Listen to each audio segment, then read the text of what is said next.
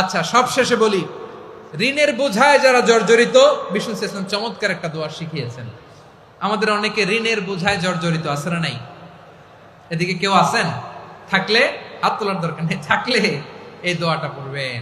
এক সাহাবীর নাম আবু উমামা, নামাজের ওয়াক্ত ছাড়া উনি মসজিদে যেয়ে বসে আছে। বিশ্বনবী বললেন, কিরে আবু উমামা, নামাজের তো ওয়াক্ত হয় নাই, মসজিদে কি?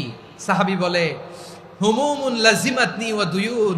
নবী গো, ঋণের বোঝায় এমন টেনশনে আছি, ঘরে থাকতে পারলাম না, মসজিদে চলে আসছে। বিশ্বনবী বলেন, আমি কি তোমার এমন একটা দোয়া শিখাবো যেটা পড়লে আল্লাহ তাআলা তোমার ঋণের বোঝা হালকা করে দিবেন?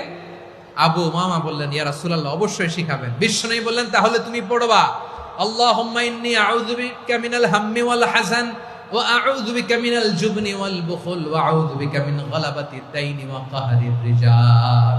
ও আল্লাহ, তোমার কাছ থেকে দুশ্চিন্তা থেকে পানা চাই, কৃপণতা, ভীরুতা, অলসতা, কার্পণ্যতা, এই সব কিছু থেকে, মানুষের কঠোরতা, আমার উপর মানুষের আধিপত্য এবং ঋণের বোঝা থেকে পানা চাই। এই দোয়াটা যখন বিষ্ণুনবী শিখাই দিলেন, আবু উমামা বারবার এই দোয়া পড়ে, আল্লাহুম্মা ইন্নী আউযু বিকা মিনাল হাম্মি ওয়াল হাযান ওয়া আউযু বিকা মিনাল আজজি ওয়াল কাসাল ওয়া আউযু বিকা মিনাল জুবনি ওয়াল বুখল ওয়া আউযু বিকা মিন গালাবাতিদ দাইনি ওয়া কাহরির রিজাল। আবু উমামা বলে, এই দোয়া আমি পড়তে লাগলাম আর পড়তে লাগলাম, কিছুদিন পরে দেখা গেল বিষ্ণুনবীর শেখানো এই দোয়ার বদৌলতে আল্লাহ তাআলা আমার সব ঋণ পরিশোধের ব্যবস্থা করে দিয়েছেন।